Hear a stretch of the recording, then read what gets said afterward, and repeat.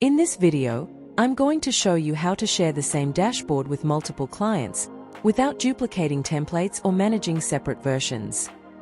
If you offer the same services to different clients, you can set up a shared dashboard from scratch or by choosing a template.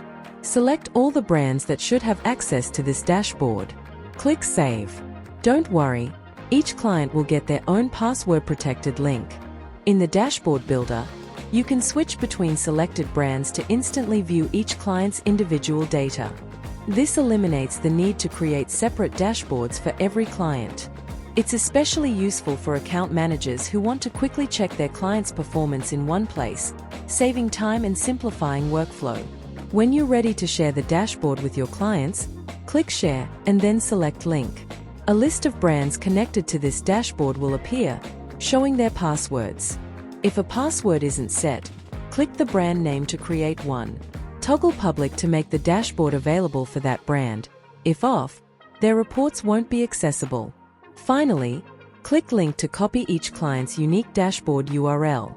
This way, with just a few clicks, you can build one dashboard and share it securely with all your clients.